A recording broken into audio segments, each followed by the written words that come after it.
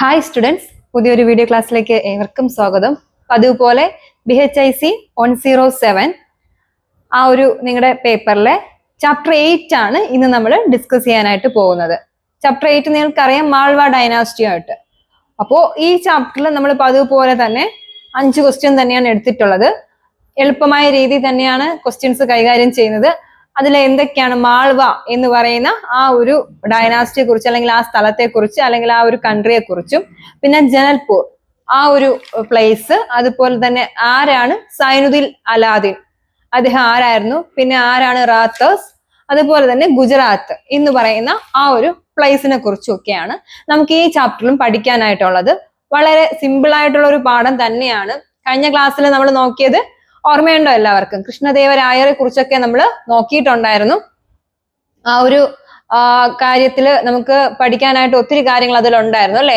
ആ ഒരു ചെറിയൊരു ടോപ്പിക് ആണെങ്കിൽ പോലും അതിനകത്തുള്ള കണ്ടന്റ് വളരെ വലുതായിരുന്നു. കൃഷ്ണദേവരായരെ കുറിച്ചും അതുപോലെ അദ്ദേഹത്തിന്റെ കോൺട്രിബ്യൂഷൻസും ഒക്കെ കുറെ കാര്യങ്ങൾ നമുക്ക് പഠിക്കാനായിട്ട് ഉണ്ടായിരുന്നു. അപ്പൊ ഇന്നത്തെ ഈ ഒരു ക്ലാസ്സിൽ നമ്മൾ അതുപോലെ തന്നെയാണ് 5 ക്വസ്റ്റ്യൻ ആണ് എടുത്തിട്ടുള്ളത്. എങ്ങനെയാണ് മാൾവ രാജ്യം, അതുപോലെ തന്നെ മാൾവ രാജ്യത്തിന്റെ കാര്യങ്ങളും ഒക്കെയാണ് നമ്മൾ ഇതിൽ ഡിസ്കസ് ചെയ്യാനായിട്ട് പോകുന്നത്.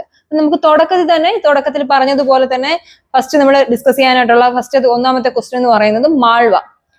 ഈ മാൾവ എന്ന് പറയുന്നത് സുൽത്താനേറ്റിന്റെ ഡിക്ലൈൻ എന്ന് പറയുമ്പോൾ എന്താണ്? പതനത്തിന് ശേഷമാണ് ഈ മാൾവ രാജ്യത്തിന്റെ ഒറിജിൻ എന്ത് ചെയ്തത്, വന്നു തുടങ്ങിയത്. കാരണം ഒരു ഡൈനാസ്റ്റി ഡിക്ലൈൻ ആയതിനു ശേഷമാണ് മറ്റു ഡൈനാസ്റ്റി ഉയർന്നു വരുന്നത്. അത് ഞാൻ പറയാതെ തന്നെ നിങ്ങൾക്ക് എല്ലാവർക്കും അറിയാം. കാരണം ഒന്ന് തകർന്ന് അടിഞ്ഞതിന് ശേഷമാണ് മറ്റു സിവിലൈസേഷൻ ആയാലും മറ്റു കൺട്രീസ് ആയാലും ഒക്കെ എന്ത് ചെയ്യുന്നത്, വന്നുകൊണ്ടിരുന്നത്. അപ്പൊ ഇവിടെ അങ്ങനെയാണ്. സുൽത്താനേറ്റ് എന്ന് പറയുന്നതിന്റെ പതനത്തിന് ശേഷമാണ് നമ്മുടെ മാൾവ ഡൈനാസ്റ്റി വന്നത്. ഓക്കെ, അത് കഴിഞ്ഞ ശേഷം എന്താണ് പറഞ്ഞത്? മാൾവയിലെ തുഗ്ലക് ഗവർണർ ആയിരുന്ന ദിലാവർ ഖാൻ ഹോറി വർഷത്തിൽ സ്വാതന്ത്ര്യം ഏറ്റെടുക്കുകയും, കാരണം നമ്മൾ ഇവിടെ പറയില്ലേ കൊല്ലവർഷം, അതുപോലെ മകരവർഷം എന്നൊക്കെ പറഞ്ഞ പോലെ അവരുടെ കലണ്ടറില് ഒരു വർഷമാണ് എന്തെന്ന് പറയുന്നത്, ഗോറി വർഷം. ആ ഗോറി വർഷത്തില് സ്വതന്ത്രം ഏറ്റെടുക്കുകയും മാൾവയുടെ സ്വയം രാജാവായി പ്രഖ്യാപിക്കുകയും ചെയ്തു. ആരാണ്? ദിലാവർ ഖാൻ. ഇപ്പൊ ദിലാവർ ഖാൻ എന്ന് പറയുന്ന വ്യക്തി, അല്ലെങ്കിൽ ആ ഒരു കിങ്, തന്റെ ഹോറി വർഷത്തില് സ്വാതന്ത്ര്യം ഏറ്റെടുക്കുകയും പകരം എന്താ ചെയ്തത്? അവരുടെ രാജ്യത്തിന്റെ രാജാധികാരം അല്ലെങ്കിൽ രാജാധിപത്യം, അല്ലെങ്കിൽ രാജാവായിട്ട് സ്വയം പ്രഖ്യാപിക്കുകയും ചെയ്തു. അപ്പൊ 2 പോയിന്റാണ് നമ്മൾ നോക്കിയത്. സുൽത്താനേറ്റിന് ശേഷം സ്വതന്ത്രമായി ആര്? മാൾവ. രണ്ടാമത്തത് മാൾവയിലെ തുഗ്ലക് ഗവർണർ ആയിരുന്ന ദിലാവർ ഖാന്റെ ഹോറി വർഷത്തിൽ സ്വാതന്ത്ര്യം ഏറ്റെടുക്കുകയും രാജ്യത്തിന്റെ സ്വയം രാജാവായി നാമകരണം ചെയ്യുകയും ചെയ്തു. അങ്ങനെ 2 പോയിന്റ് നമുക്കിവിടെ നോക്കി. പിന്നെ ഇവിടെ പ്രധാനപ്പെട്ട ഒരു കാര്യം എന്ന് പറയുന്നത് ദാമ്പത്യ ബന്ധങ്ങൾ എന്ന് പറയുമ്പോൾ എന്താണ്? ഇവിടെ പറയുന്നുണ്ട് മാരേജ് അലയൻസിലൂടെ, വൈവാഹിക ബന്ധങ്ങളിലൂടെ എന്ത് ചെയ്തു? ഇവർ രാജ്യത്തിന്റെ അതിർത്തി വിശാലമാക്കി. കാരണം ഈ നമുക്കറിയാം, ഒരു കൺട്രിയിലുള്ള അല്ലെങ്കിൽ ഒരു സിവിലൈസേഷനുള്ള അല്ലെങ്കിൽ ഒരു ഡൈനാസ്റ്റിയിലുള്ള ഒരാള് അടുത്തതിലുള്ള ഒരാളെ എന്ത് ചെയ്യും? അവരുടെ കുഞ്ഞുങ്ങളെ അല്ലെങ്കിൽ മക്കളെ എന്ത് ചെയ്യും? വിവാഹം കഴിക്കും. വൈവാഹിക ബന്ധത്തിലൂടെ എന്ത് ചെയ്യും? ബന്ധങ്ങൾ വളർത്തിയെടുക്കുകയും അതിർത്തികൾ വ്യാപിക്കുകയും രാജ്യത്തിന്റെ വിസ്തൃതി കൂട്ടുകയും ചെയ്യും. അതാ ഇവിടെ പറയുന്നത് ദാമ്പത്യ ബന്ധങ്ങൾ അദ്ദേഹത്തിന്റെ ബുദ്ധ് കിഴക്കൻ അതിർത്തി സംരക്ഷിക്കാൻ സഹായിച്ചു. അദ്ദേഹത്തിന്റെ ആ ഒരു മാൾവയുടെ കിഴക്കൻ പ്ലേസിനെ വിളിച്ച പേരാണ് ബുദ്ധ് കിഴക്കൻ അല്ലെ. ആ ബുദ്ധ് എന്ന് പറയുന്ന ആ ഒരു പ്ലേസിന്റെ അതിർത്തി വരെ ഇദ്ദേഹത്തിന്റെ വിവാഹ ബന്ധത്തിലൂടെ ഇദ്ദേഹത്തിന് എന്ത് ചെയ്യാൻ പറ്റി?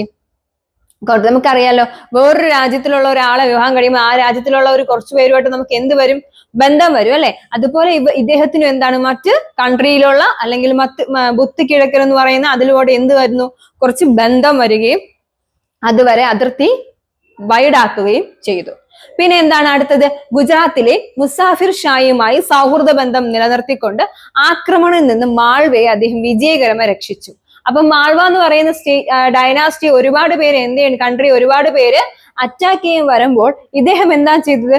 ഈ നമ്മുടെ രാജാവായിട്ട് എടുത്ത ദിലാവർ ഖാൻ ഗുജറാത്തിലെ മുസാഫിർ ഷായുമായിട്ട് എന്ത് സംഭവിച്ചു? സൗഹൃദ ബന്ധം ഉണ്ടാക്കിയാണ്, ഒരു ഫ്രണ്ട്ഷിപ്പ് ഉണ്ടാക്കിയാണ്. കാരണം തന്റെ രാജ്യത്തെ ഇനി മറ്റൊരാൾ എന്ത് ചെയ്യില്ല? ഉപദ്രവിക്കില്ല. അപ്പൊ അതിനു വേണ്ടിയിട്ട് ഒരു ഫ്രണ്ട്ഷിപ്പ് വലയൊക്കെ ഉണ്ടാക്കി എന്ത് ചെയ്തു? സൗഹൃദ ബന്ധം നിലനിർത്തിക്കൊണ്ട് ആക്രമണങ്ങളിൽ നിന്ന് മാൾവയെ വിജയകരമായി രക്ഷിച്ചു. നമുക്കറിയാം എന്തിനും പോകുന്ന ഒരാൾ നമ്മുടെ കൂടെ ഉണ്ടെങ്കിൽ നമുക്കൊന്നും വരത്തില്ല എന്നുള്ള നമുക്ക് തന്നെ എന്തുണ്ട്, ഒരു വിശ്വാസമുണ്ട്. അപ്പൊ ഇവിടെ ദിലാവർ ഖാനും തമ്മിൽ എന്തുണ്ടായത്, മറ്റു രാജ്യത്തിലെ ആരുമായിട്ടാണ്, ഗുജറാത്തിലെ മുസാഫിർ ഷായുമായിട്ട് ഒരു സൗഹൃദ ബന്ധം നിലനിർത്തിക്കൊണ്ട് ആക്രമണത്തിൽ നിന്ന് മാൾവയെ വിജയകരമായി രക്ഷിച്ചു. പിന്നെ 1406 അദ്ദേഹത്തിന്റെ മരണത്തിന് ശേഷം, അദ്ദേഹത്തിന്റെ മരണം എന്ന് പറയുമ്പോൾ ആരുടെ മരണത്തിന് ശേഷം, ദിലാവർ ഖാൻ അല്ലെ, ദിലാവർ ഖാന്റെ മരണത്തിന് ശേഷം മുസാഫിർ ഗുജറാത്തിയുടെ സാമ്രാജ്യ പദ്ധതികൾക്ക് മാൾവയെ, അപ്പൊ ഈ അടുത്ത് വന്ന വ്യക്തി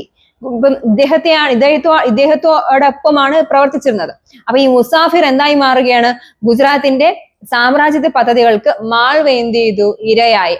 അപ്പം ഈ മാൾവയിലോട്ട് ഒരു സഹായത്തിനാണ് ആര് നമ്മൾ നേരത്തെ വിളിച്ചത്, ദിലാവർ ഖാൻ നമ്മുടെ മുസാഫിറിനെ വിളിച്ചത്. മുസാഫിർ ഇവിടെ വന്നപ്പോ മുസാഫിർ മാൾവയെ എന്താക്കി മാറ്റി, ടോർച്ചർ ചെയ്യാനും എക്സ്പ്ലോയിറ്റ് ചെയ്യാനും തുടങ്ങി. അടുത്ത ഭരണാധികാരിയായിരുന്ന മഹ്മൂദ് ഹൽജി മേവർ അല്ലെ, അടുത്ത വ്യക്തി ആരായിരുന്നു, മഹ്മൂദ് മൽവർ. അപ്പൊ ശ്രദ്ധിച്ച് 2-3 പേരുകളുണ്ട്. ഒന്നാമത്തത് ആരാണ്, ദിലാവർ ഖാൻ. ദിലാവർ ഖാന് ശേഷം ആര് വരികയാണ്, ദിലാവർ ഖാന്റെ മരണത്തിന് ശേഷം അദ്ദേഹം ജീവനോട് ഉണ്ടായിരുന്നപ്പോ ആരുമായിട്ട് സൗഹൃദ ബന്ധം ഉണ്ടായിരുന്നു, മുസാഫിർ ഷായുമായിട്ട് ബന്ധമുണ്ടായിരുന്നു. ഈ മുസാഫിർ ഷായ് ആ സമയത്ത് കുഴപ്പമില്ലായിരുന്നു. പക്ഷെ ഇദ്ദേഹത്തിന്റെ മരണത്തിന് ശേഷം മാൾവയെ ടോർച്ചർ ചെയ്യാനാണ് ആര് ശ്രമിച്ചത്, ഈ മുസാഫിർ ഷാ ടോർച്ചർ ചെയ്തു. മുസാഫിർ ഷായ്ക്ക് ശേഷം ആര് വരികയാണ്, മഹ്മൂദ് ഹൽജി മേവർ. ഈ മഹ്മൂദ് ഹൽജി മേവർ എന്ത് ചെയ്തു, കീഴടക്കുന്നതിലും ആകർഷിക്കുന്നതിലും മുൻപന്തിയിൽ തന്നെ നിന്നു. ഗുജറാത്തിനെ എന്ത് ചെയ്തു, കൂടുതലായിട്ട് എന്ത് ചെയ്തു, ആകർഷിച്ചു. 1442 1442 എന്താ സംഭവിച്ചത്, മേവാറിനെ ആക്രമിക്കുകയും ബൻമദ ക്ഷേത്രം അദ്ദേഹം ആക്രമിച്ച് നശിപ്പിക്കുകയും ചെയ്തു. ഇവരുടെ ഓരോ കോൺട്രിബ്യൂഷൻസ് ആണ് വരിക. 3 പേര് എത്തിയിട്ടുണ്ട്. ഇതിനുശേഷം മഹ്മൂദ് ഹൽജിയുടെ മകനും പിൻഗാമിയുമായ ഹിയാസ് ഷാ, ശ്രദ്ധിച്ചിരിക്കുക, ഒരു കഥ പോലെ പഠിച്ചു വെക്കുക. ആദ്യം ദിലാവർ ഖാൻ, അതിനുശേഷം മുസാഫിർ ഷാ, അതിനുശേഷം മഹ്മൂദ്. ഇപ്പൊ ആര് വരികയാണ്, മഹ്മൂദിന്റെ മകനായ ഗിയാസ് ഷാ അല്ലെ. ഗിയാസ് ഷാ കീഴടക്കലിനു പകരം എങ്ങനെയാണ്, ഒരു യൂണിറ്റിയാണ് അദ്ദേഹം ശ്രദ്ധ കൊടുത്തത്. അടിയും വഴക്കൊന്നും വേണ്ട, നമുക്ക് എന്തിലൂടെ പോകാം, ഒരു യൂണിറ്റി അല്ലെ, ഒരു സൗഹൃദ ബന്ധത്തിലൂടെ പോകാം എന്നുള്ള ഒരു കാരണമാണ് ആര് കൊണ്ടുവന്നത്, നമ്മുടെ ഹിയാസ് ഷാ കൊണ്ടുവന്നത്.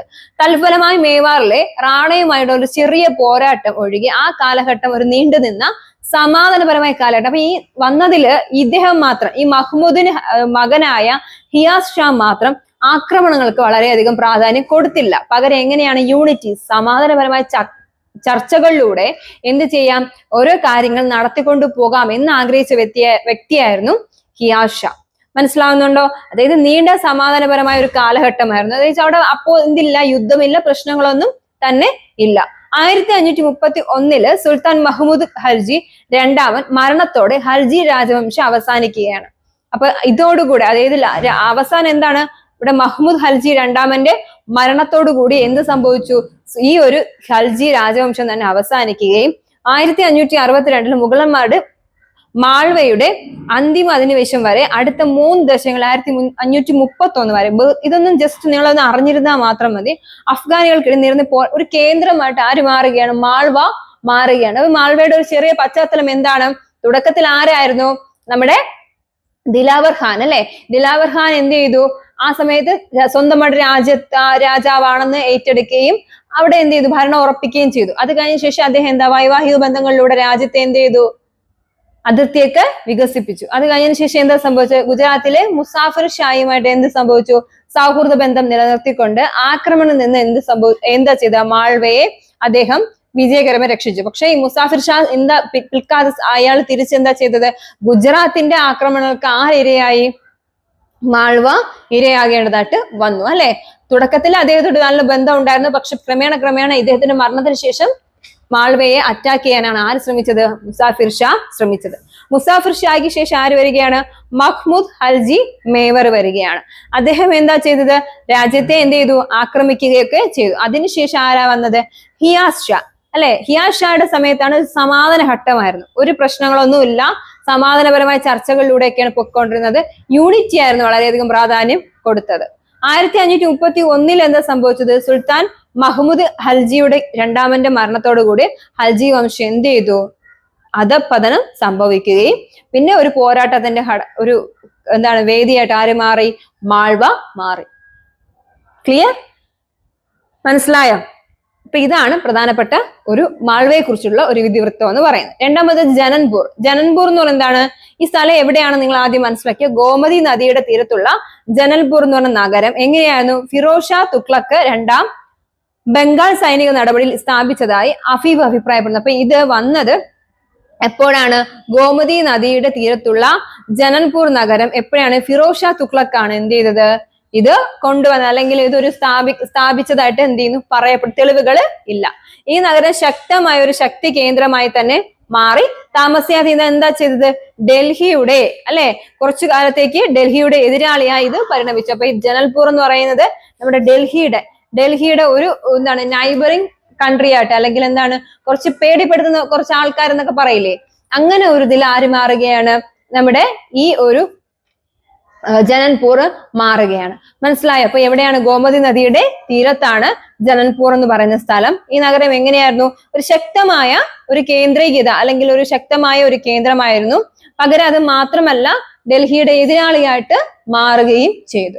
അപ്പൊ ഇനി അടുത്തത് എന്താണ്? ഫിറോസ് ഷാ തുഗ്ലക്കിന്റെ ഒരു പ്രഭുവായ മാലിക് സർവാർ ഫിറൂസിന്റെ പുത്രന്മാരിൽ നിന്നുള്ള പിന്തുടർച്ച അവകാശം പൂർണ്ണമായി മുതലെടുത്ത് റാണ മുഹമ്മദ് ഷായുടെ കീഴിൽ സുൽത്താൻ വസീർ എന്ന ഉന്നത സ്ഥാനത്തേക്ക് ഉയർന്നു.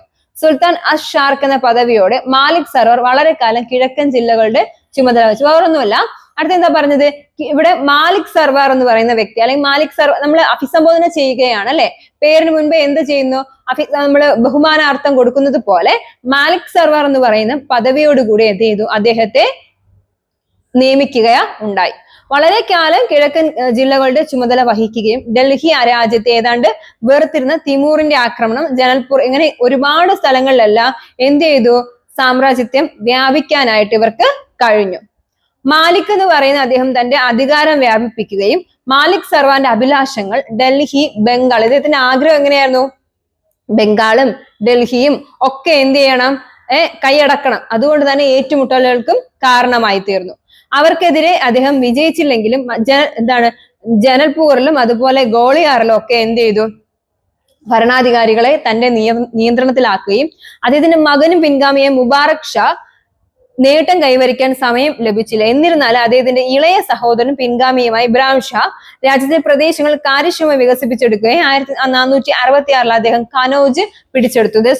ഇതൊന്നും വേണ്ട. ജനൽപൂർ എന്ന് പറയുന്നത് എങ്ങനെയാണ്? ഗോമതി നദിയുടെ കീഴിൽ. നിങ്ങൾക്ക് വേണമെന്നുള്ളത് നോക്കിക്കേ.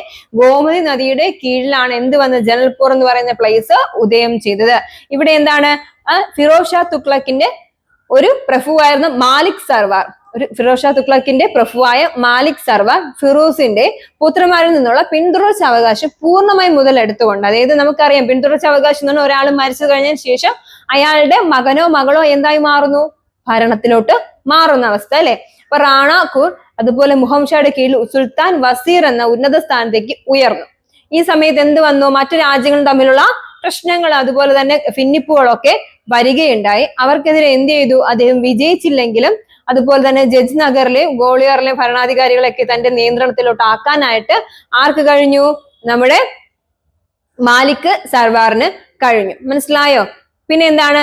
ഒരുപാട് അദ്ദേഹത്തിന്റെ മകനും പിൻഗാമിയുമായ മുബാറക് ഷാ, മാലിക് ഷായുടെ മകനായ മുബാറക് ഷാ നേട്ടം ഏകീകരിക്കാൻ സമയം ലഭിച്ചില്ല. എന്നിരുന്നാലും അദ്ദേഹം എന്ത് ചെയ്തു? ഇളയ സഹോദരനും പിൻഗാമിയുമായ ഇബ്രാഹിം ഷാമിന്റെ അഭിപ്രായ പ്രകാരം എന്ത് ചെയ്തു? സാമ്രാജ്യത്തെ വികസിപ്പിക്കുകയൊക്കെ ചെയ്യാനായിട്ട് ഇവർക്ക് കഴിഞ്ഞു. ഓക്കെ, ഇനി അടുത്ത മൂന്നാമത്തെ ക്വസ്റ്റ്യൻ എന്ന് പറയും, ഹു വാസ് സൈനുദ്ദീൻ അലാദിൻ? ആരാണ് സൈനുദ്ദീൻ അലാദിൻ എന്ന് പറഞ്ഞാൽ അദ്ദേഹത്തിന്റെ കോൺട്രിബ്യൂഷൻസും ജസ്റ്റ് ഒന്ന് നോക്കുക എന്നാണ്. എന്താണ് സൈനുദ്ദീൻ അലാദിനെ കുറിച്ച് പഠിക്കാനുള്ളത്? കാശ്മീരിൽ മുസ്ലിം ഭരണം സ്ഥാപിക്കുന്നതിന്, ശ്രദ്ധിച്ചിരിക്കുക, കാശ്മീരിൽ മുസ്ലിം ഭരണം സ്ഥാപിക്കുന്നതിന് വേണ്ടിയിട്ട് ധാരാളം പദ്ധതികൾ നടക്കുകയുണ്ടായി. എവിടെയാണ്? കാശ്മീരിൽ അല്ലെ. കാശ്മീരിൽ മുസ്ലിം ഭരണം സ്ഥാപിക്കുന്നതിനായി ധാരാളം പദ്ധതികൾ നടക്കുകയുണ്ടായി. 1420 സൈനുദ്ദീൻ ആബ്ദിന്റെ സിംഹാസനം ഏറ്റെടുക്കുന്നവരെ 50 വർഷം രാജ്യം ഭരിച്ചു. അപ്പൊ 50 വർഷം എന്ത് ചെയ്തു? രാജ്യം ഭരിക്കുകയും അദ്ദേഹം തന്റെ അതിർത്തികൾ വരെ വികസിപ്പിച്ചു. അദ്ദേഹം തന്റെ അതിർത്തികൾ എന്താ ചെയ്തു? സൈനുദ്ദീൻ അലാദിന്റെ കാര്യമാണ്. അതിർത്തികൾ വരെ വികസിപ്പിച്ചു. പടിഞ്ഞാറൻ ടിബറ്റും ലഡാക്കും അതുപോലെ താമസിയാതെ അദ്ദേഹത്തിന്റെ പിൻഗാമികൾ ഇല്ലാതാക്കി. നോക്കിക്കേ, ശ്രദ്ധിച്ചിരിക്കുക. പടിഞ്ഞാറൻ ടിബറ്റും ലഡാക്കും അതുപോലെ തന്നെ ഇതൊക്കെ എന്ത് ചെയ്തു? കീഴടക്കി. എന്നാൽ അദ്ദേഹത്തിന്റെ പ്രവർത്തികൾ താമസിയാതെ അദ്ദേഹത്തിന്റെ പിൻഗാമികൾ ഇല്ലാതാക്കി. അദ്ദേഹത്തിന്റെ മരണം ആഭ്യന്തര കലാപങ്ങൾ സൃഷ്ടിച്ചു. അവസാനത്തിൽ 15-ാം നൂറ്റാണ്ടിന്റെ തുടക്കത്തിൽ സാരിയിഡുകൾ എന്ന് പറഞ്ഞ ഒരു വംശമാണ്. ആ ഒരു വംശ അധികാരം എന്ത് ചെയ്തു? ഏറ്റെടുത്തു. ഇവിടെ എന്താ സംഭവിച്ചത്? സൈനുദ്ദീൻ അലാദീനാണ് കാശ്മീരിൽ മുസ്ലിം ഭരണം സ്ഥാപിക്കുന്നതിന് വേണ്ടിയിട്ട് ധാരാളം പദ്ധതികൾ കൊണ്ടുവന്ന വ്യക്തിയായിരുന്നു. ആര്? സൈനുദ്ദീൻ അലാദീൻ എന്ന് പറയുന്നത്. 1420 സൈനുദ്ദീൻ അബ്ദീൻ എന്താ സംഭവിച്ചത്? സിംഹാസനം ഏറ്റെടുക്കുന്നവരെ 50 വർഷം രാജ്യം ഭരിച്ച വ്യക്തിയാണ്. 50 വർഷം ചില്ലറക്കാരുമല്ല അല്ലെ.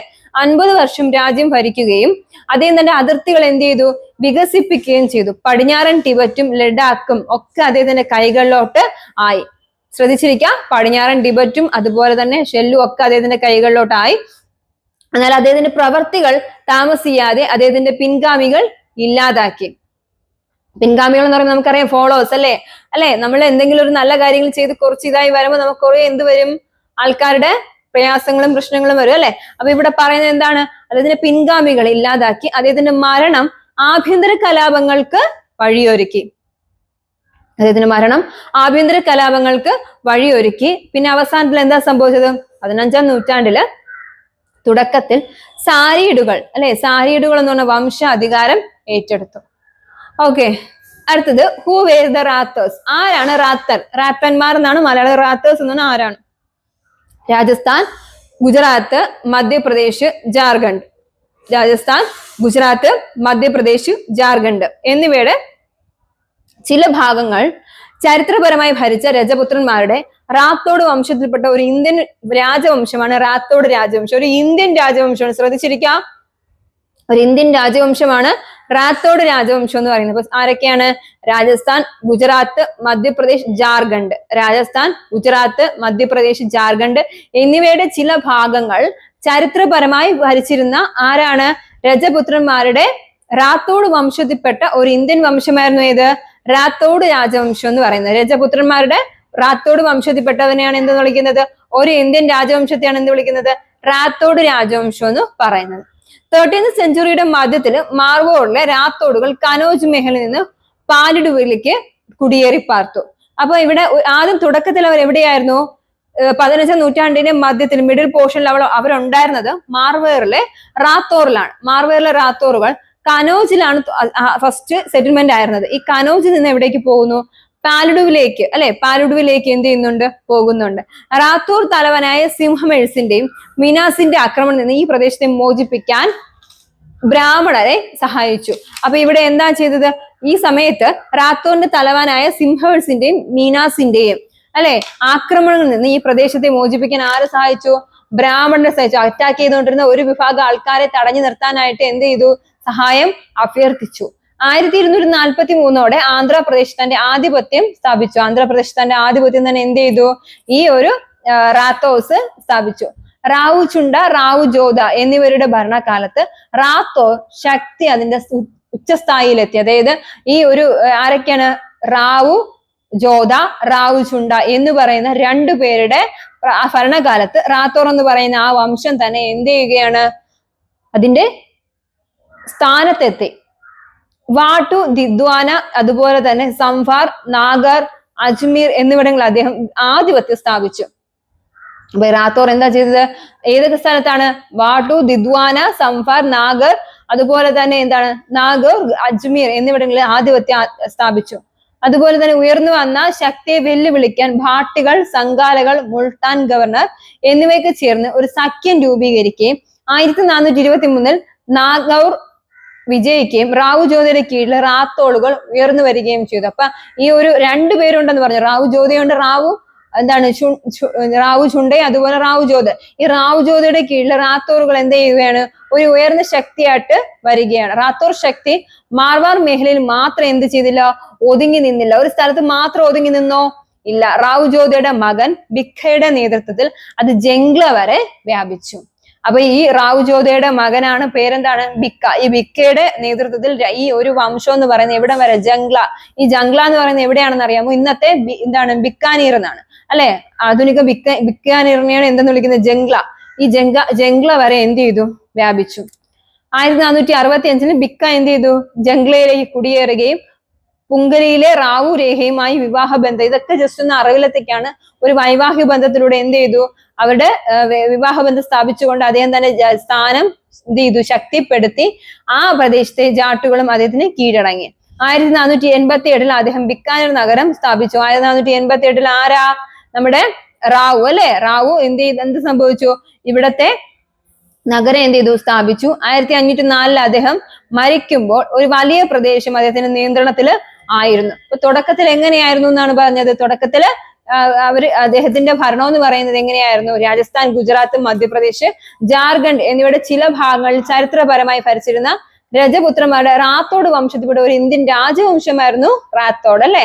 13th സെഞ്ചുറി ആയപ്പോ എന്താ, മാർവോറിലെ റാത്തോറുകൾ എവിടേക്ക് പോയി, കനോജിൽ നിന്ന് എവിടേക്ക് മാറി, പാലഡുവിലേക്ക് മാറി. റാത്തോന്റെ തലവനായ സിംഹേഴ്സിന്റെയും മീനാസിന്റെ ആക്രമണത്തിൽ നിന്ന് ഈ പ്രദേശത്തെ മോചിപ്പിക്കാൻ ബ്രാഹ്മണരെ സഹായിച്ചു.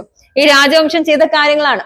1243 എന്ത് ചെയ്തു, ആ പ്രദേശത്ത് തന്റെ ആധിപത്യം സ്ഥാപിക്കുകയും റാവു ശുണ്ട അതുപോലെ റാവു ജോധ എന്നിവരുടെ ഭരണകാലത്ത് റാത്തോർ എന്തായി മാറി, ശക്തി അതിന്റെ സ്ഥാനത്ത് എത്തുകയുണ്ടായി. വാഠു, ദിദ്വാന, സംവാർ, അജ്മീർ എന്നിവിടങ്ങളിൽ അദ്ദേഹം ആധിപത്യം സ്ഥാപിച്ചു. റാത്തോർ ആധിപത്യം സ്ഥാപിക്കുകയുണ്ടായി. പിന്നെ എന്താ സംഭവിച്ചത്, ഭാട്ടികൾ, സംഗാലകൾ, മുൾട്ടാൻ ഗവർണർ എന്നിവർ ചേർന്ന് ഒരു സഖ്യം തുടക്കത്തിൽ അറിയാലോ, ഇതൊക്കെ മറ്റ് എന്താണ് സഖ്യങ്ങളായിട്ട് രൂപീകരിക്കുകയും 1423 നാഗോർ ആക്രമിച്ച് അവർ ശുണ്ടയെ വധിക്കുന്നതിൽ വിജയിക്കുകയും ചെയ്തു. റാവു ജോധയുടെ കീഴില് റാത്തോർ എന്തായി വന്നു, ഉയർന്നു വന്നു. റാവു ജോധ റാത്തോറിന്റെ മെയിൻ ഹെഡാണ്. ആ രാജവംശത്തിന്റെ മെയിൻ ഹെഡ് ആരാണ്, റാവു ജോധ.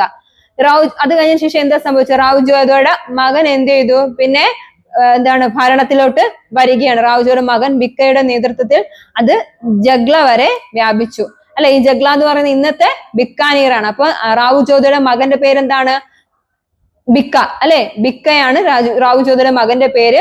ഇവിടെ എന്താ സംഭവിച്ചത്, ജഗ്ല എന്ന് പറയുന്നത് എന്താണ്, ഒരു സ്ഥലമാണ് അല്ലെ. ആധുനിക ബിക്കാനീറിനാണെന്ന് വിളിക്കുന്നത് ജഗ്ല എന്ന് പറയുന്ന പ്ലേസ് എന്ന് പറയുന്നത്. ആ സമയത്ത് എന്താ സംഭവിച്ചത്, ബിക്ക ജഗ്ലയിലേക്ക് കുടിയേറി പാർത്തു. ആരാണ്, ബിക്ക അല്ലെ. ബിക്ക ആരാണ്, റാവു ജോധയുടെ മകനാണ്. അടുത്ത എന്താണ്, പുങ്കലിയിലെ റാവു രേഖയുമായി എന്ത് ചെയ്തു, വിവാഹബന്ധം സ്ഥാപിച്ചുകൊണ്ട് അദ്ദേഹം എന്ത് ചെയ്തു, സ്ഥാനം അങ്ങനെ അതിർത്തിയൊന്നും വികസിപ്പിച്ചില്ല. പക്ഷേ അദ്ദേഹം അവസാനം എന്ത് ചെയ്തു, കീഴടങ്ങേണ്ടതായിട്ട് വന്നു. ആ സമയത്ത് എന്ത് ചെയ്തു, ബിക്കാനീർ നഗരം സ്ഥാപിക്കുകയും പിന്നെ അദ്ദേഹം മരിക്കുമ്പോൾ അദ്ദേഹത്തിന്റെ കൈകളിൽ ഒരുപാട് സാമ്രാജ്യം കൈപ്പടിയിൽ ആയിരുന്നു. മനസ്സിലായോ? ജസ്റ്റ് ഒരു കഥ പോലെ എന്ത് ചെയ്യുക, മനസ്സിലാക്കി വെക്കുക. ഇനി ഗുജറാത്ത് എന്താണ്. ഗുജറാത്ത് 14ാം നൂറ്റാണ്ടിലുടനീളം ഡൽഹി സുൽത്താൻമാർ ഗുജറാത്തിൽ ആധിപത്യം ആസ്വദിച്ചു. അപ്പൊ 14th സെഞ്ചുറി വരെ ഡൽഹിയിൽ എന്ത് ചെയ്തു, നമ്മുടെ ഡൽഹി സുൽത്താനന്മാർ എന്ത് ചെയ്തു, ഗുജറാത്തിൽ ആധിപത്യം സ്ഥാപിച്ചു. എന്നിരുന്നാലും തകർച്ചയുടെ ലക്ഷണങ്ങൾ എന്ന് പറയുമ്പോൾ ഏതൊക്കെയായിരിക്കും, ഒരു രാജ്യം വന്നു അതിനുശേഷം തകർന്നു. അത് എന്തുകൊണ്ടായിരിക്കാം, ഫിറോസ് ഷായുടെ ഭരണകാലം മുതൽ ഗുജറാത്ത് ഗവർണർ സ്ഥാനം ഷംസുദ്ദീൻ ദഖാനെ ഏൽപ്പിച്ചതാണ് വ്യക്തമാണ്. അതായത് ഭരിച്ചുകൊണ്ടിരുന്ന ഒരു വ്യക്തി ഫിറോസ് ഷായുടെ ഭരണകാലം മുതൽ എന്താ സംഭവിച്ചത്, ഗുജറാത്ത് ഗവർണറുടെ സ്ഥാനം എന്താണ് ഷംസുദ്ദീൻ എന്ന് പറയുന്ന ഒരു വ്യക്തിയെ ഏൽപ്പിച്ചത് കൊണ്ടാണ് ഗുജറാത്ത് തകർന്നതെന്നാണ് പരാമർശങ്ങൾ. പിന്നെ എന്താ സംഭവിച്ചത്, തിമൂറിന്റെ അധിനിവേശം ഗവർണർമാർക്ക് കേന്ദ്രത്തിൽ നിന്ന് വേർപിരിയാൻ ഏറെ കാത്തിരുന്ന അവസരം നൽകി. താമസിയാതെ 1407 അദ്ദേഹത്തെ അന്നത്തെ ഗുജറാത്ത് ഗവർണർ ആയിരുന്ന സഫർ ഖാൻ പിന്നീട് മുസാർഫ് ഷാ പദവി സ്വീകരിച്ചു. ഗുജറാത്ത് രാജ്യം അതിന്റെ തുടക്കം മുതൽ അയൽ പ്രദേശങ്ങളായ മാൾവ, രജപുത്താന, ഖണ്ഡേഷ്, ബാമിനി എന്നീ രാജ്യങ്ങളുമായി നിരന്തരം ഏറ്റുമുട്ടിക്കൊണ്ടേയിരുന്നു. ജസ്റ്റ് ഒന്ന് അറിവിലത്തേക്ക്, ജസ്റ്റ് വേറൊന്നും പഠിക്കണ്ട. 14ാം നൂറ്റാണ്ടിലുടനീളം ഡൽഹി സുൽത്താൻമാർ എവിടെയുണ്ടായിരുന്നു, ഗുജറാത്തില് ആധിപത്യം സ്ഥാപിച്ചു അല്ലെ. പിന്നെ എന്താണ്, പിന്നത്തെ തകർച്ച എങ്ങനെയായിരുന്നു, ഫിറോസ് ഷായുടെ ഭരണകാലം മുതൽ ഗുജറാത്ത് ഗവർണർ സ്ഥാനം ഷംസുദ്ദീൻ ദഖാനെ ഏൽപ്പിച്ചതായിരുന്നു വ്യക്തമാണ്. തിമൂറിന്റെ അധിനിവേശം ഗവർണർമാർക്ക് കേന്ദ്രത്തിൽ നിന്ന് വേർപിരിയാനായിട്ട് കാത്തിരുന്നവർക്ക് അവസരം നൽകുകയും ഇവിടെ എന്താ സംഭവിച്ചത്, ഗുജറാത്ത് ഗവർണർ സഫർ ഖാൻ ഗുജറാത്തിൽ ഒരു സ്വതന്ത്ര രാജ്യം സ്ഥാപിക്കുകയും ചെയ്തു. ഇവിടെ ജസ്റ്റ് ഇതൊന്ന് ഒരു അറിവിലേക്ക്, നിങ്ങൾക്ക് ഈ പാഠത്തിന് മെയിൻ ആയിട്ട് വേണ്ടത് മാൾവ അല്ലെ, ജനൽപൂർ, പിന്നെ കുറച്ച് ആ ഡയനാസ്റ്റിയുടെ കാര്യങ്ങളൊക്കെ ജസ്റ്റ് ഒന്ന് എന്ത് ചെയ്യുക, മനസ്സിലാക്കിയായിട്ട് വയ്ക്കുക. അപ്പൊ ഇത്രയും ആകുമ്പോൾ തന്നെ നമ്മുടെ പോർഷൻസ് എന്ത് ചെയ്യും, കംപ്ലീറ്റ് ചെയ്യും. വേറെ ഒന്നും വേണ്ട, അന്നെന്നുള്ളത് എന്ത് ചെയ്യുക, വായിക്കുക. എപ്പോഴും പറയുന്ന പോലെ തന്നെ വായിക്കുക, പോർഷൻസ് വായിക്കുക, ടെക്സ്റ്റ് ബുക്കിൽ അണ്ടർലൈൻ ചെയ്ത് തന്നെ പഠിക്കുക. നന്നായിട്ടൊന്ന് മനസ്സിലാക്കി ഒന്ന് പഠിച്ചതിന് ശേഷം അതിന്റെ മലയാളമാണ് ഇവിടെ പറഞ്ഞു തരുന്നത്. ആ ടെക്സ്റ്റ് കൂടെ വായിക്കുമ്പോൾ ഓക്കെ ആയിട്ട് എന്ത് ചെയ്യാൻ പറ്റും, എക്സാം എഴുതാനായിട്ട് കഴിയും. എക്സാമിന് എന്താണ് ഇനി അധികം സമയമൊന്നുമില്ല, അതുപോലെ അധികം ദിവസമൊന്നുമില്ല. അന്നെന്നുള്ളത് എന്ത് ചെയ്യുക, അന്നന്ന് പഠിച്ചു പോയി കഴിഞ്ഞാൽ സുഖമായിട്ട് നമുക്ക് എന്ത് ചെയ്യാൻ പറ്റും, എക്സാം എഴുതി ഫലിപ്പിക്കാനും അതുപോലെ തന്നെ ടെൻഷൻ ഇല്ലാതെ എക്സാമിനെ അഭിമുഖീകരിക്കാനായിട്ട് പറ്റും. അല്ല എങ്കിൽ ഒരുപക്ഷെ നിങ്ങൾ എന്ത് ചെയ്യേണ്ടി വരും, ബുദ്ധിമുട്ട് അനുഭവിക്കേണ്ടി. ഈ പറയുമ്പോൾ തന്നെ ലെക്ചർ നോട്ട് എഴുതി എടുക്കുന്നവർക്കാണ് അല്ലെ, അങ്ങനെയൊക്കെയുള്ള ലെക്ചർ നോട്ട് എഴുതി അർത്ഥങ്ങളെല്ലാം മനസ്സിലാക്കി ഒന്ന് എന്ത് ചെയ്യുക, ഒന്ന് പഠിക്കുക. ഇല്ല എങ്കിൽ നോട്ട് എടുത്ത് വെച്ചിട്ട് നിങ്ങളുടേതായ രീതിയിൽ ഒരു കുഞ്ഞു നോട്ട് ഉണ്ടാക്കിയിട്ട് അങ്ങനെ പഠിക്കുക. അതും പറ്റിയില്ല എന്നുണ്ടെങ്കിൽ എന്ത് ചെയ്യുക, പറയുന്ന കാര്യങ്ങൾ ഒരു ലെക്ചർ നോട്ട് രീതിയിൽ നിങ്ങൾക്ക് മനസ്സിലാകുന്ന രീതിയിൽ ഒന്ന് എഴുതി വെക്കുക. അതിൽ വലിയ ഭംഗിയോ അങ്ങനെ ചന്തമോ ഒന്നും നോക്കണ്ട, നിങ്ങൾക്ക് എന്താണോ മനസ്സിലായത് ആ രീതിയിൽ ഒന്ന് നോക്കി നോക്കുക. അപ്പൊ അതൊക്കെ കൂടെ ആകുമ്പോൾ പോർഷൻസ് കംപ്ലീറ്റ് ആ. വലിയ സുഖം എന്നുള്ളതല്ല നമ്മുടെ BHIC 107 എന്ന് പറയുന്ന ആ പേപ്പർ. അത് നിങ്ങൾ എപ്പോഴും മനസ്സിലാക്കുക. എന്താണ് നമുക്ക് ചില കാര്യങ്ങളൊന്നും പഠിക്കുമ്പോൾ തന്നെ ബോറിംഗ് ഒരു സബ്ജക്റ്റ് ആയിട്ട് ചിലപ്പോൾ തോന്നും, അല്ലെങ്കിൽ ചിലപ്പോൾ ഭയങ്കരമായിട്ട് ഒരുപാട് പഠിക്കാനുള്ളത് പോലെ തോന്നും, ഭയങ്കര ആധികാരി കടിച്ച പൊട്ടത്ത വാക്കുകൾ പോലത്തത് തോന്നും. പക്ഷെ അതിനെല്ലാം ഒരു വഴി എന്ന് പറഞ്ഞാൽ സ്വന്തമായി ഇരുന്ന് ജസ്റ്റ് ഒന്ന് എന്ത് ചെയ്യുക, വായിച്ച് മനസ്സിലാക്കി കഴിഞ്ഞാൽ ഒരുപക്ഷെ നന്നായിട്ട് എഴുതാനായിട്ട് സാധിക്കും. അല്ലാതെ വേറെ ഇതിൽ ടെൻഷനൊന്നും വിചാരിക്കേണ്ട കാര്യമില്ല. നന്നായിട്ട് ഒന്ന് മനസ്സിലാക്കി ഒന്ന് മനസ്സിലാക്കി കഴിഞ്ഞാൽ നമുക്ക് എന്ത് ചെയ്യാൻ പറ്റും, എഴുതാനായിട്ട് സാധിക്കും. അപ്പൊ കഴിഞ്ഞ ക്ലാസ്സിൽ നമ്മൾ 5 ക്വസ്റ്റ്യനില് നിങ്ങൾ നന്നായിട്ടൊന്ന് മനസ്സിലാക്കിയിരുന്നു കഴിഞ്ഞാൽ ആ ബ്രാഹ്മിൻസിന്റെ കാര്യം അതുപോലെ തന്നെ നമ്മൾ പറഞ്ഞു തന്നിട്ടുണ്ടായിരുന്നു. ഒരുപാട് കാര്യങ്ങൾ ഞാൻ ഒരുപാട് ദുർഗാ ധന്നാലീസ് എന്നും അതുപോലെ ഭണ്ഡാരവധയെന്നും സാമറിൻ എന്ന് പറഞ്ഞാൽ ആരാണ്, റൂളേഴ്സ് ഓഫ് കാലിക്കറ്റ് അല്ലെ. കാലിക്കറ്റിലെ റൂളേഴ്സിനെയാണ് എന്ത് വിളിച്ചത്, സാമറിൻ എന്ന് വിളിച്ചത്. നായക് എന്ന് വിളിച്ചു, വാരിയർ ചീഫ്. അതുപോലെ തന്നെ ദുർഗാ ധന്നാലി എന്ന് പറയുമ്പോൾ ചാർജ് ഓഫ് ഫോർട്സ്, കൊട്ടാരത്തിന്റെ കോട്ടകൾ സംരക്ഷിക്കുന്നവർ. ദോബ്, ലാൻഡ് ബിറ്റ്വീൻ 2 റിവേഴ്സ് അല്ലെ, 2 നദികൾക്കിടയിലുള്ള പ്രദേശത്തെ എന്ത് വിളിച്ചു, ദോബ്. ഭണ്ഡാരവധ, ക്രൗൺ വില്ലേജ് അല്ലെങ്കിൽ കിരീട ഗ്രാമത്തെ എന്ത് വിളിച്ചു, ഭണ്ഡാരവധ എന്ന് വിളിച്ചു. അമരൻ എന്ന് വിളിച്ചത് എന്താണ്, നമ്മുടെ village assigned to the local military chief അല്ലെ, ലോക്കൽ മിലിറ്ററി ചീഫിനെയാണ് എന്ത് വിളിച്ചത്, അമരം എന്ന് വിളിച്ചത്. അങ്ങനെ കുറെ കാര്യങ്ങൾ നമ്മൾ കഴിഞ്ഞ ക്ലാസ്സിൽ നമ്മൾ നോക്കി. പോർഷൻസ് അങ്ങ് തീർന്നു പോകും, പക്ഷെ പഠിക്കാനുള്ള ഡ്യൂട്ടി ആർക്കാണ്, നിങ്ങൾക്കാണ് അല്ലെ. ഇതിൽ നമുക്ക് തന്നെ കൃഷ്ണദേവരായയെ കുറിച്ചൊക്കെയാണ് കഴിഞ്ഞ ക്ലാസ്സിൽ നമ്മൾ നോക്കിയത് അല്ലെ. കൃഷ്ണദേവരായ എങ്ങനെയായിരുന്നു, ഇതിന്റെ ഭരണവും കാര്യങ്ങളൊക്കെ കഴിഞ്ഞ ക്ലാസ് ഡിസ്കസ് ചെയ്തു. അതുപോലെ റിച്വൽ കിങ്ഷിപ്പ് എന്ന് പറയുമ്പോൾ ബന്ധുത്വവും കാര്യങ്ങളൊക്കെ അതിൽ നമ്മൾ നോക്കേണ്ടതായിട്ട് വന്നു. പിന്നെ അതിലും കാര്യങ്ങൾ കുറെ പ്ലേസസ് ഉണ്ട്. നമ്മൾ പഠിച്ചു വരുമ്പോൾ നമുക്ക് ബോറിംഗ് ആയിട്ട് തോന്നുന്ന ഒരുപാട് പ്ലേസ് ഉണ്ട്. പ്ലേസ് എന്ന് പറയുമ്പോൾ എന്താണ്, സ്ഥലങ്ങളൊക്കെ ഉണ്ട്. എല്ലാം പഠിക്കാൻ വേറെ വഴി ചൂസ് ചെയ്യാതെ നിങ്ങൾ ചെയ്യാനുള്ളത് അന്നന്ന് പഠിപ്പിക്കുന്നത് അല്ലെങ്കിൽ അന്നുള്ള ക്ലാസ്സുകൾ ഒന്ന് കണ്ട് ആ പാഠം ഏതാണ്, അതിൽ എന്തൊക്കെയാണ് പറഞ്ഞതെന്ന് ഒന്ന് ജസ്റ്റ് ഒന്ന് മലയാളത്തിലും ഇംഗ്ലീഷിലും ഒന്ന് എഴുതിയെടുത്ത് അതിനൊന്ന് പഠിക്കാനുള്ള മനസ്സ് കാണിക്കാം. അല്ലാത്ത പക്ഷെ നമുക്കൊരു ഭയങ്കര പാടായിട്ടും ഡിഫിക്കൽട്ടി ആയിട്ടൊക്കെ തോന്നും. അതുകൊണ്ട് നന്നായിട്ടൊന്ന് എന്ത് ചെയ്യുക, മനസ്സിരുത്തി ഒന്ന് വായിച്ചു നോക്കുക. എല്ലാം ഹിസ്റ്ററി പരമായിട്ടുള്ള കാര്യങ്ങളാണ് എല്ലാം അല്ലെ. ഒന്നുപോലും പുറത്തുള്ള കാര്യങ്ങളെല്ലാം ഹിസ്റ്ററിയുമായിട്ട് ബന്ധപ്പെട്ട ചരിത്രാതീത കാലവും പണ്ടത്തെ എക്സ്പാൻഷനും ഇന്നോവേഷനും ഒക്കെയാണ് ഇതിലുള്ളത്. അപ്പൊ നിങ്ങൾ ചെയ്യാനുള്ളത് എന്ത് മാത്രമേ ഉള്ളൂ, പഠിച്ചാൽ മാത്രം മതി, അല്ല വേറെ ഇതിന് ഒരു ഓപ്ഷനും ഇല്ല. ഓക്കെ. അപ്പൊ ഇതുപോലെ തന്നെ കഴിഞ്ഞതിന്റെ മുമ്പത്തെ ക്ലാസ്സിൽ നമ്മൾ ആരെ കുറിച്ച് പഠിച്ചു, എക്കണോമിയെ കുറിച്ചും അതുപോലെ അഡ്മിനിസ്ട്രേഷൻ കാര്യങ്ങൾ, പാണ്ഡവ, ചോള, ചാലുക്യ, ഹൊയ്സാല, ഓർമ്മയുണ്ടോ, യാദവാസ്, കാക്കതിയാർ, പാണ്ഡ്യന്മാർ, ഇതൊക്കെ എന്താണ് ഈ വരുന്ന എക്സാമിന് വരുന്ന മെയിൻ ക്വസ്റ്റ്യൻസ് ആണ്. അതുകൊണ്ടാണ് വീണ്ടും അത് തന്നെ പഠിപ്പിക്കുന്നതും മനസ്സിലാക്കി തരുന്നതും. എന്താണ് 4 ഡൈനാസിസ് ഏതൊക്കെയാണെന്ന് ചോദിക്കാം. ഏതൊക്കെയാണ് 4 ഡൈനാസിസ്? ഡെക്കാൻ കിങ്ഡമാണ് ആ പാഠം. ഡെക്കാൻ കിങ്ഡത്തിലെ 4 ഡൈനാസിസ് എന്ന് പറയുമ്പോൾ യാദവാസ്, കാകതിയാർ, പാണ്ഡ്യന്മാർ, ഹൊയ്സാലാസ് അല്ലെ. 4 ഡൈനാസിസ്. ഇത് ആരൊക്കെയായിരുന്നു, അവരൊക്കെ എത്ര വർഷം ഭരിച്ചു എന്നും ഒക്കെ നമുക്ക് എന്ത് ചെയ്യാൻ പറ്റും, അന്ന് നല്ല വ്യക്തമായിട്ട് പഠിച്ചതാണ്. പിന്നെ നമ്മൾ അവരുടെ അഡ്മിനിസ്ട്രേഷൻ എങ്ങനെയാണെന്ന് നോക്കി. അഡ്മിനിസ്ട്രേഷൻ എന്ന് പറഞ്ഞാൽ എന്താണ്, ഭരണ രീതികൾ എങ്ങനെയാണെന്ന് നോക്കി അല്ലെ. അവരുടെ രീതികൾ എങ്ങനെയാണ്, അവരെന്തൊക്കെ രീതികളിലാണ് അവരുടെ അഡ്മിനിസ്ട്രേഷൻ കൊണ്ടുപോയത്, എന്തൊക്കെ സിസ്റ്റമാണ്, നായങ്ക സിസ്റ്റം, അയ്യഗാർ സിസ്റ്റം, അങ്ങനെയുള്ള കാര്യങ്ങൾ നോക്കി. അങ്ങനെ ഒത്തിരി കാര്യങ്ങൾ നമ്മൾ ആ പാഠത്തിൽ നമുക്ക് ഡിസ്കസ് ചെയ്യാനായിട്ട് ഉണ്ടായിരുന്നു. ഓക്കെ. പിന്നെ അതുപോലെ തന്നെ നമ്മൾ അവരുടെ ഭരണ രീതികൾ എങ്ങനെയാണ്, അവരെങ്ങനെയാ ഭരിച്ചത്, അവരുടെ സാമ്പത്തിക ഭദ്രത എങ്ങനെയാണ്, അവർ എന്ത് ഓക്യുപ്പേഷൻ ചെയ്തിട്ടാണ് ജീവിതം മുന്നോട്ട് കൊണ്ടുപോയത്, ആ കാര്യങ്ങളും ഉണ്ടായിരുന്നു. അപ്പൊ ഇതൊക്കെ സിമ്പിൾ കാര്യങ്ങളാണ്. അതുപോലെ സിമ്പിൾ ആയിട്ട് എക്സാമിൽ എഴുതി ഫലിപ്പിക്കാനും പറ്റും, 5 മാർക്ക് സുഖമായിട്ട് കിട്ടാനും കഴിയും. അപ്പൊ ചെയ്യാനുള്ളത് വേറൊന്നും ചെയ്യണ്ട, എല്ലാം അന്നെന്നുള്ളത് പഠിച്ചു പോവുക, അല്ല വേറൊരു ഓപ്ഷൻ ആയിട്ട് ഇല്ല. അപ്പൊ നിങ്ങൾക്ക് ക്ലാസ്സുകൾ എന്ത് ചെയ്യുക, അപ്ലോഡ് ചെയ്യുന്ന സമയത്ത് തന്നെ ഒന്ന് കാണാനായിട്ട് ശ്രമിക്കുക. ക്ലാസ്സുകൾ ഇഷ്ടമാവുന്നുണ്ടെങ്കിൽ ലൈക്ക് ചെയ്യുക, ഷെയർ ചെയ്യുക, അതുപോലെ സബ്സ്ക്രൈബ് ചെയ്യുക, കൂട്ടുകാർക്കൊക്കെ ഒന്ന് പരിചയപ്പെടുത്തി കൊടുക്കുക. എന്തെങ്കിലും ഡൗട്ട് ഉള്ളവരാണ് എങ്കിൽ അതിൽ കമന്റ് സെക്ഷനിൽ നമ്മുടെ അറിയിക്കുക. അതുപോലെ കോഴ്സിനെ കുറിച്ച് എന്തെങ്കിലും നിങ്ങൾക്ക് അറിയാൻ താല്പര്യമുണ്ടെങ്കിൽ താഴെ കാണുന്ന നമ്പറിൽ വാട്സപ്പ് ചെയ്യുകയോ അല്ലെങ്കിൽ കോൺടാക്ട് ചെയ്യുകയോ ചെയ്യുക. ഏത് സമയത്തും ഞങ്ങൾ നിങ്ങളോടൊപ്പം തന്നെ ഉണ്ട്. ചെയ്യാനുള്ളത് വീണ്ടും വീണ്ടും ഓർമ്മപ്പെടുത്തുന്നു, പഠിക്കുക പഠിക്കുക പഠിക്കുക, അല്ല വേറെ ഒരു ഓപ്ഷനും നമുക്ക് ഇല്ല. പഠിച്ചു കഴിഞ്ഞാൽ സുഖമായിട്ട് നമുക്ക് ഡിഗ്രി എന്ത് ചെയ്യാൻ പറ്റും, എടുക്കാനായിട്ട് സാധിക്കും. അപ്പം വീണ്ടും ക്ലാസ്സുകൾ ഇഷ്ടമാവുന്നുണ്ട് എങ്കിൽ നിങ്ങളുടെ വിലയേറിയ കമന്റ്സ് രേഖപ്പെടുത്തുക. അതുപോലെ തന്നെ വീണ്ടും പറയുന്നു, ലൈക്ക് ചെയ്യുക, ഷെയർ ചെയ്യുക, സബ്സ്ക്രൈബ് ചെയ്യുക. വീണ്ടും ഒരു പുതിയ ക്ലാസ് വരെ കാണുന്നവരേക്കും എല്ലാവർക്കും താങ്ക് യു.